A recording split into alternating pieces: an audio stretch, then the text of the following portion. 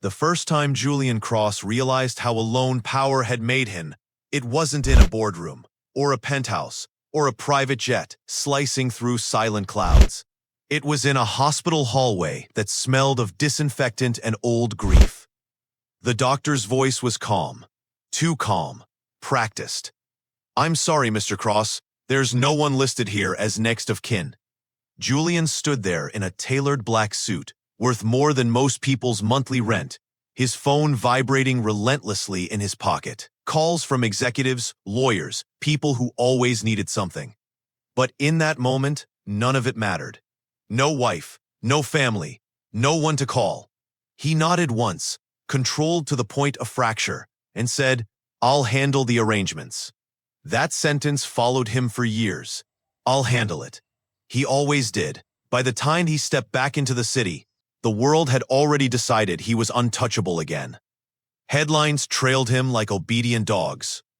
Billionaire CEO returns to office days after personal loss. Julian Cross, discipline over distraction. They never mentioned that he slept with the lights on for weeks afterward, or that silence had begun to feel heavier than noise. 5 years later, Julian Cross stood at the edge of another hallway, this one built of glass and steel, overlooking the city he owned in fragments. Cross Global Tower rose like a spine through the skyline, its upper floors disappearing into cloud. Behind him, the boardroom doors closed. Inside that room, everything had gone wrong. "They want stability," his legal advisor said, hands folded with careful precision. "Not numbers. Image." Julian loosened his tie, his jaw tightening. "The company is more profitable than it's ever been." "Yes," the advisor replied gently, "but perception is fragile. Investors are old-fashioned. They want continuity." Julian already knew what was coming. "A wife," another voice added. "Or at least the appearance of one." The word struck deeper than he expected. Wife. It wasn't the idea that unsettled him. It was the proximity, the thought of someone close enough to see who he became when the doors closed. Someone who might ask questions he didn't know how to answer. "I'm not marrying for optics," Julian said flatly. "No one is asking you to," the chairman replied. "Just attend the Global Unity Summit next quarter with a fiancé. Calm the markets. Buy time." Buy time. Julian turned toward the window, watching traffic pulse far below like illuminated veins. He had built this empire from nothing. Contracts, acquisitions, ruthless precision. But this was something he couldn't negotiate. Or so he thought. "Who?" he asked finally. The room went silent. Then someone said, "Your assistant." Julian laughed once, short, disbelieving. Absolutely not, but the idea had already rooted itself. Emma Hale was sorting through Julian's calendar when she felt it. That familiar tightening in her chest that came whenever his name appeared too many times on her screen. Julian Cross, meeting, call, flight, dinner, decision. She had been his executive assistant for 3 years. In that time, she had learned his rhythms better than her own. When he needed coffee, when silence was safer than advice, when to step forward, when to disappear. She had learned something else too. Julian Cross did not let people in. Not really. He was polite, controlled, efficient, and profoundly alone. Emma saw it in the way he stayed late even when there was nothing left to do. In the way weekends never entered conversation. In the way his phone never rang unless it was business. She knew his food allergies, his travel preferences, the scar near his collarbone he believed no one noticed. But she didn't know his favorite memory, or who he had been before success carved him into something sharper. Her email chimed. From Julian Cross. Subject, my office, now. Emma's stomach tightened. She straightened her blazer, smoothed her skirt, and walked down the corridor toward his office. The one with the view that made visitors uneasy. Julian was standing when she entered, not behind his desk. That alone told her something was wrong. Close the door, he said. She did. He didn't sit. He paced once, stopped, turned toward her. I need you to listen carefully, Julian said, and I need you to tell me if this is impossible. Emma nodded, her heartbeat quickening. They want me to bring a fiancé to the Global Unity Summit. Her lips parted, then closed. I said no, he continued. They said the markets won't accept that. Silence stretched between them. Then he said it. I need you to pretend to be my bride. The room tilted. Emma blinked. I'm sorry? Not legally, Julian added quickly. No paperwork, no ceremony, just public appearances, dinners, the summit, 3 months. She stared at him, searching for irony. There was none. Julian, she said softly, I'm your assistant. Yes, he replied.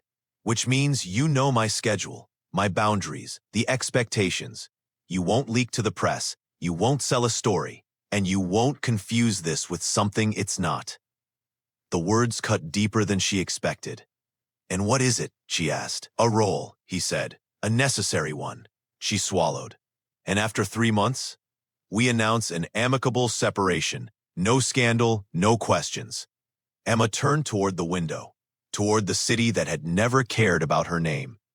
She had built her life on competence, on invisibility, on being valuable without being seen.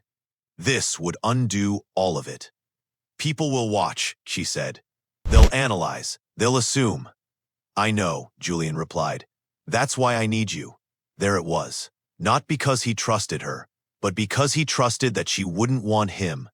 Why me? She asked anyway. Julian hesitated, just for a second. Because, he said quietly, you won't ask for more. Something settled in Emma's chest, heavy, final. She thought of student loans, her mother's medical bills, her quiet apartment, her carefully contained dreams. She thought of how close she already stood to a world that would never truly be hers. If I say no, she asked. Julian met her gaze. I'll understand. He meant it. That almost made it worse. I'll need boundaries, Emma said. Of course. And control over my image. Agreed. And this doesn't change my position after. Nothing changes. That was the lie neither of them recognized yet. Emma exhaled slowly. 3 months, she said. Public only. Julian nodded. Then we're done. The first photograph hit the internet 48 hours later. Julian Cross exiting a charity gala. And beside him, Emma Hale. Her hand rested on his arm.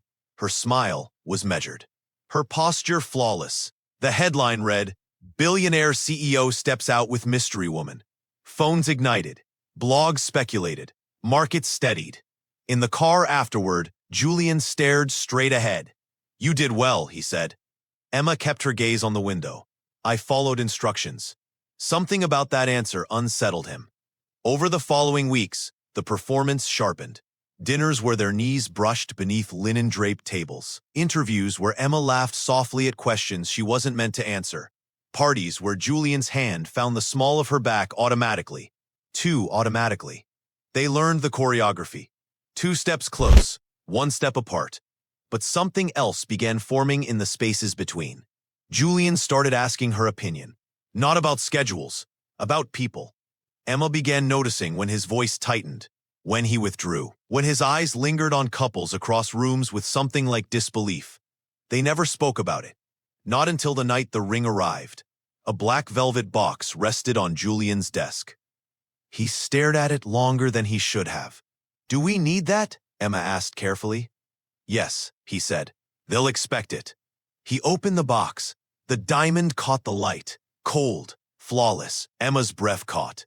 Julian closed it again. I won't put it on you unless you agree, he said. She met his eyes. For the first time, uncertainty lived there. Okay, she said. He slid the ring onto her finger. It fit perfectly. Neither of them commented on that. When the announcement went public, the world erupted. And somewhere between headlines, rehearsed smiles, and the growing weight of pretending, Julian Cross made a decision he hadn't planned for. One that would change everything at the altar they were racing toward. One that would change everything at the altar they were racing toward. Julian didn't know exactly when the plan stopped feeling like a plan. Maybe it was the way Emma adjusted the cuff of his jacket before interviews now, her fingers brushing his wrist like instinct rather than choreography. Or the way she had learned the rhythm of his breathing when crowds pressed too close, stepping half a second nearer before he ever asked. Or maybe it was simpler than that. Maybe it was the quiet, because silence had never followed Julian Cross without teeth.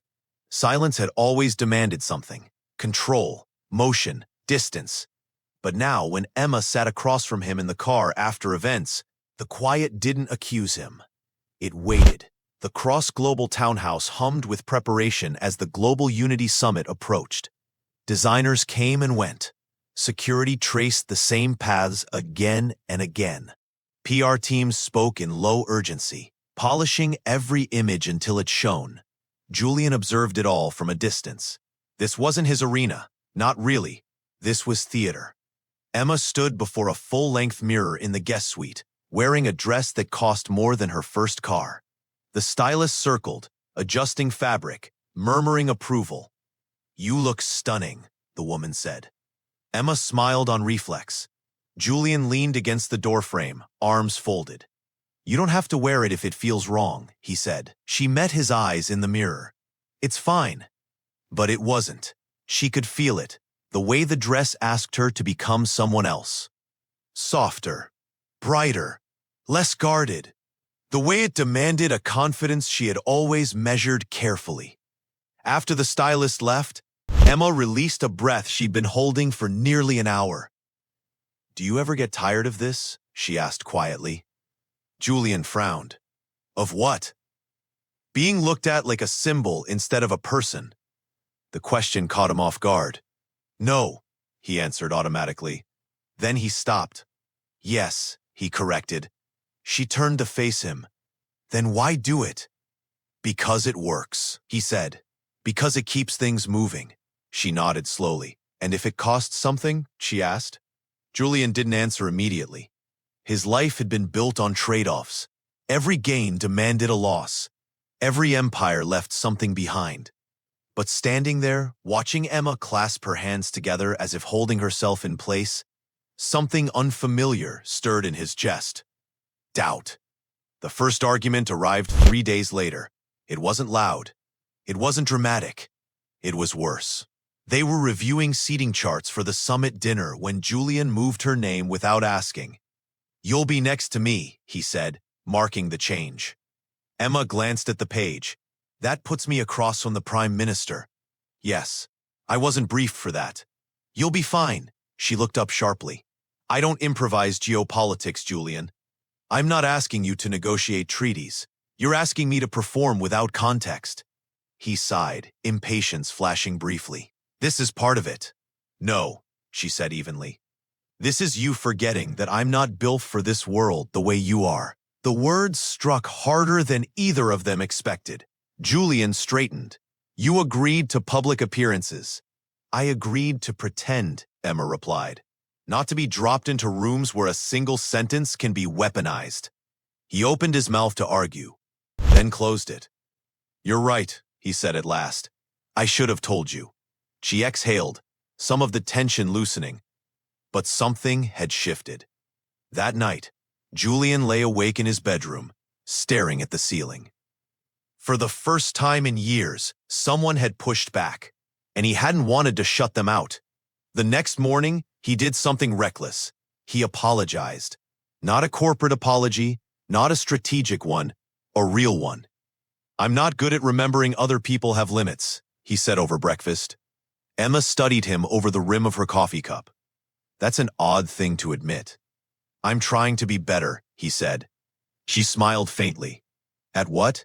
He hesitated. "Not being alone," he said. The words surprised them both. The summit arrived wrapped in cameras and expectation. Private planes lined the runway. Motorcades clogged the streets. The city seemed to hold its breath. Emma stood beside Julian at the top of the grand staircase, flashbulbs bursting like small wars below. She slipped her hand into his. His fingers tightened around hers. Not for the cameras, for himself. Inside, the air shimmered with power. Deals whispered over champagne. Alliances formed in glances and pauses. Emma played her role flawlessly. She listened more than she spoke. She laughed when expected. She redirected questions with grace. But she noticed things too. The way Julian stiffened when people mentioned his future children. The way he stopped breathing for a split second when someone called her the woman who saved him. Later that night, after hours of performance, they stood alone on a balcony overlooking the river. The noise softened behind the glass doors.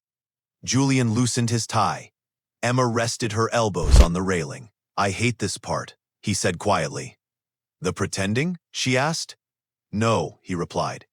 "The truth that waits when it's over." She turned toward him. "What truth?" "That when this ends," he said, "everything goes back to how it was." Emma swallowed. "Is that what you want?" she asked. He didn't answer. Instead, he asked, "Is that what you want?" The question lingered between them, unanswered. The kiss wasn't planned.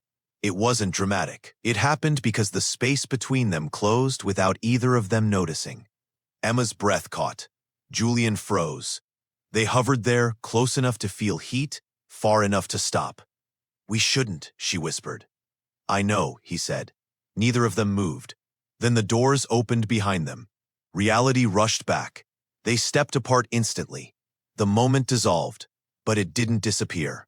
From that night on, boundaries blurred, not physically, emotionally. Julian began staying for dinner instead of retreating into work.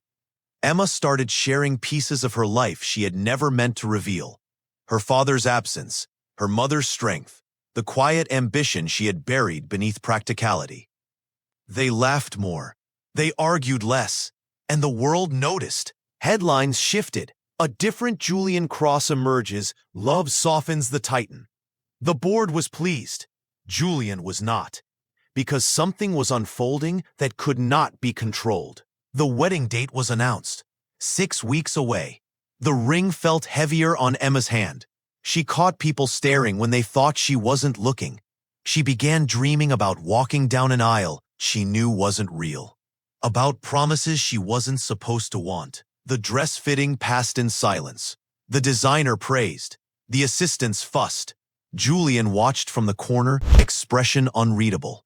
When Emma stepped out in white, the room seemed to pause. She didn't look like a role.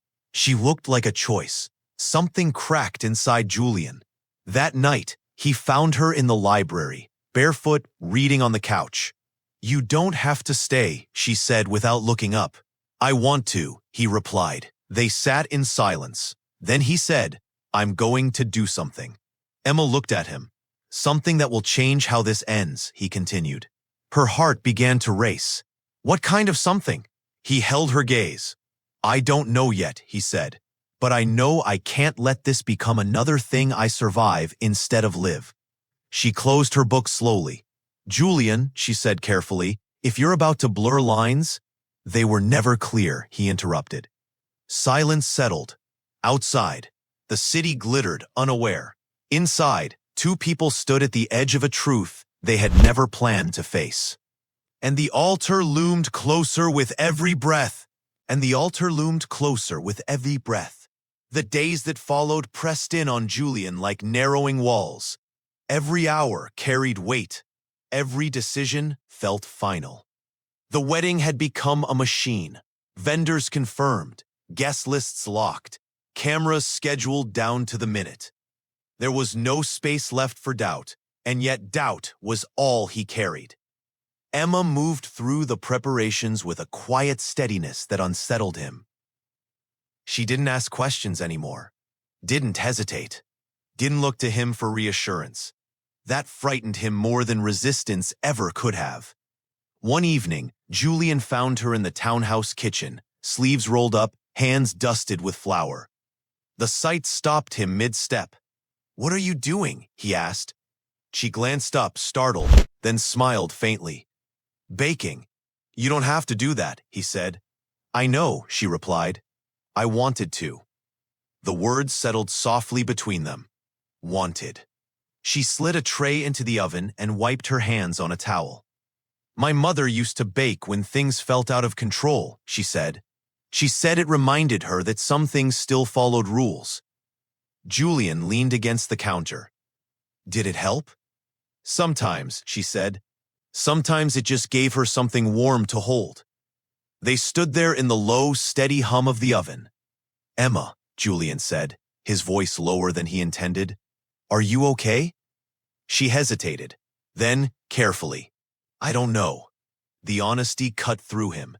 "You don't have to do this," he said again, meaning something deeper now. She met his eyes. "Neither do you." That night, Julian dreamed of the hospital hallway again. But this time, he wasn't alone. The morning of the rehearsal arrived heavy with tension. The chapel was breathtaking, lights spilling through stained glass, white flowers lining the aisle in deliberate excess. Everything was perfect. Too perfect. Emma stood at the far end, holding a bouquet she hadn't chosen. Julian faced her from the altar. The officiant spoke. The words floated past Julian without landing. He watched Emma instead.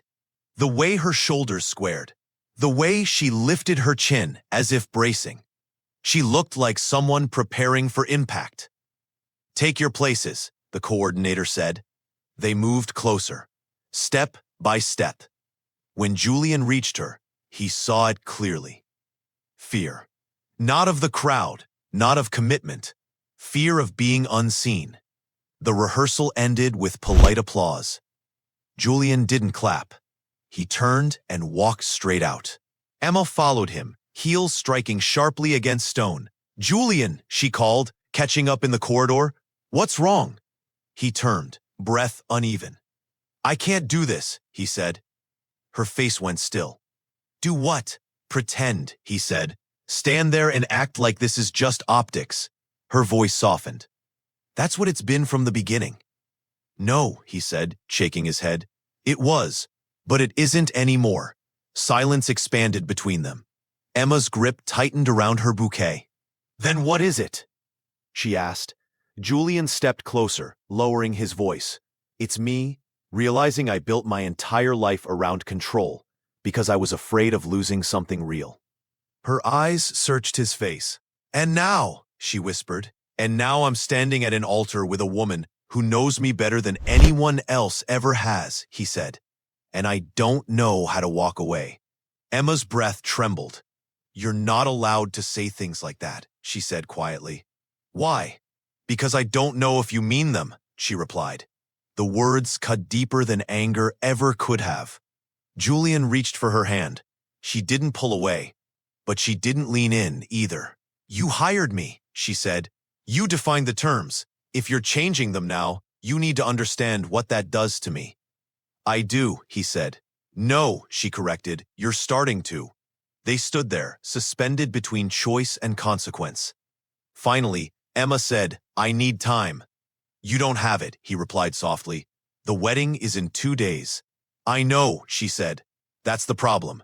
She walked away before he could stop her. The night before the wedding arrived wrapped in quiet dread. Julian sat alone in his bedroom, his suit hanging untouched on the door. His phone buzzed endlessly. Messages from the board, from advisors, from people reminding him of consequences. He ignored them all. Instead, he opened a drawer he hadn't touched in years. Inside lay old documents, childhood photographs, a folded piece of paper, his mother's handwriting.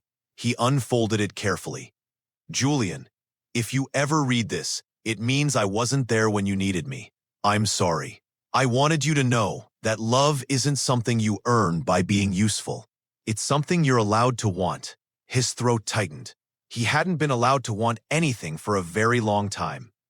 Across the house, Emma sat on the edge of her bed, her wedding dress hanging like a question mark across the room. Her phone rested in her lap. Unread messages from friends who had never known this version of her life. From her mother, who believed this was a miracle. She pressed her fingers to her ring. The diamond caught the light, unyielding. She thought of Julian in the kitchen, sleeves rolled up, watching her bake as if it mattered. She thought of the apology he had never been taught how to give. She stood suddenly, crossed the room, lifted the dress from its hanger, and whispered, "If this is real, don't let it be a performance." The chapel filled the next day with breathless anticipation. Guests took their seats. Cameras adjusted. Music swelled. Julian stood at the altar, his heart pounding so hard it blurred his vision. The doors remained closed. Seconds passed. Whispers rippled. Then the doors opened. Emma stepped inside. She wasn't smiling. She wasn't performing. She walked slowly, deliberately. Her eyes locked on Julian. Each step felt like a decision. When she reached him, the officiant began. Julian barely heard the words. All he saw was her. When the time came, the officiant turned toward Julian. "Do you take?" Julian raised his hand. The room stilled. Soft gasps echoed. Emma's breath caught. Julian turned fully toward her. "This was supposed to be a contract," he said, his voice steady despite the roar in his ears. "A solution, something to manage risk." The room leaned in. "But somewhere between pretending and protecting," he continued, "I realized I don't want to walk away from this." Emma's eyes glistened. "I don't want to announce a separation," Julian said. "I don't want optics. I don't want control." He took a breath. "I want you." The silence was absolute. Emma's heart thundered. "This isn't a role," Julian said softly. "And if you don't feel the same, I'll step aside, right now."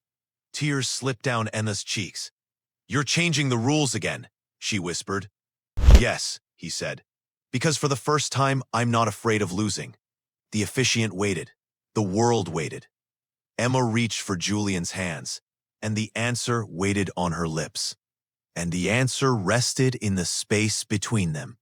For a moment that felt longer than any deal Julian Cross had ever closed, Emma didn't speak. The chapel waited. The guests held their breath. Cameras hovered, forgotten. Even time seemed unsure which direction to move. Emma looked down at their joined hands, at the ring she had worn as a symbol, at the man who had built his life on certainty and was now standing before her without any. She lifted her gaze. "You hired me to pretend," she said softly, her voice steady despite the tremor beneath it. "To be useful, to fill a space." Julian nodded once. "I did. And somewhere along the way," she continued, "you forgot that I'm a person who can be hurt." "I know," he said, "and I will spend the rest of my life knowing that, if you let me." The words landed not as a promise, but as an offering. Emma turned slightly, aware of the eyes watching, the expectations pressing inward.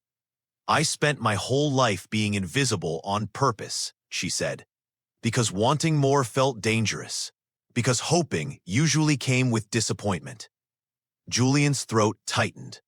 "And then you asked me to stand beside you," she said, "and suddenly the world started looking at me like I mattered." She paused. That part terrified me. Julian said nothing.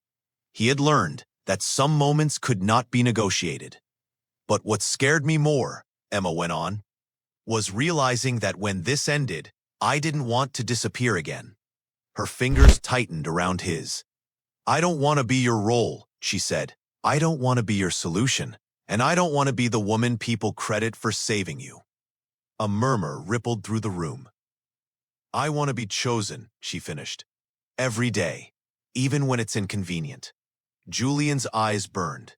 "You are," he said, "not because you fix anything, not because you make me look better, but because you see me when I don't know how to be seen." Silence fell again. The officiant shifted slightly, uncertain whether to intervene. Emma drew a slow breath. "Then I need you to know something too," she said. Julian waited. "I'm not brave all the time," she admitted. "I don't always know how to stand in rooms like this. I won't always say the right thing, and sometimes I will want to run back to being small because it feels safer." Julian stepped closer. "Then we'll be afraid at the same time," he said. "I'm done running alone." Emma searched his face. Not the billionaire, not the CEO, the man who had finally stopped hiding behind success. She nodded once. "I choose you," she said. "Not the empire, not the image, you." The words landed like release. The room exhaled. Julian closed his eyes for half a second, grounding himself in the weight of the moment, then opened them again. "And I choose you," he said, "without contracts, without conditions, without pretending." The officiant cleared his throat gently. Shall we continue? He asked. Julian looked at Emma. She smiled. Let's do this properly, she said. The vows were simple. Not rehearsed, not polished. Julian spoke first. I built my life believing control was the same thing as safety, he said. I thought if I planned enough, nothing could hurt me. He met Emma's eyes. I was wrong. A soft, surprised laugh rippled through the guests. You taught me that presence matters more than power, he continued. That silence doesn't always mean emptiness, and that love isn't something you earn by surviving. Emma's eyes filled with tears. I promise to choose you when it's easy, Julian said, and especially when it isn't. I promise to listen instead of retreat. And I promise that when the world demands more from me than I can give, I will come home to you instead of hiding. Emma drew a breath before speaking. I promise to stand beside you, she said, not behind you. I promise to remind you who you are when success tries to convince you otherwise. She smiled through tears. And I promise not to disappear just because being seen feels risky. The officiant nodded. By the power vested in me. The words blurred. What mattered was the moment Julian slipped the ring onto Emma's finger again. This time not as performance, but as truth. When he kissed her, it wasn't for the cameras. It was grounding, certain, real. The chapel erupted in applause. Outside, the city continued as it always had. But inside Julian Cross, something finally settled. The reception was warm and unguarded. Julian stayed close to Emma. Not out of obligation, but instinct. He laughed more than anyone remembered him ever laughing. He danced without caring how it looked. People noticed. Not the wealth, not the spectacle, the ease. Late into the evening, they slipped away to the balcony, overlooking the city. Emma leaned against him, her head resting on his shoulder. Do you regret it? She asked quietly. Not for a second, Julian replied. Even the chaos that comes next, she teased. He smiled. Especially that. She turned to face him. What happens now? She asked. Julian thought about the hospital hallway, the boardroom, the years of silence. Now, he said, I build a life that has room for someone else. Emma nodded. Good, because I'm not going anywhere. Months later, the headlines changed again. Not dramatic, not explosive, just different. Cross Global CEO steps back from daily operations. Julian Cross prioritizes personal life. The board adjusted. The market stabilized. The world moved on. At home, Julian learned how to cook badly. Emma learned how to ask for help. They argued about nothing and everything. They built rituals instead of schedules. Some nights were quiet. But this time, the silence didn't demand anything. It simply existed. One evening, Julian stood in the doorway of their living room, watching Emma read on the couch, her feet tucked beneath her. You know, he said, I used to think being alone was the price of success. Emma looked up. And now, she asked. And now I know, he said. It was just a choice I didn't know I could unmake. She smiled and held out her hand. He took it. Years later, when people asked how their story began, Julian never mentioned the contract. He talked about a hospital hallway, about learning that power couldn't sit beside him when he needed someone most, and about the woman who didn't save him, but stayed.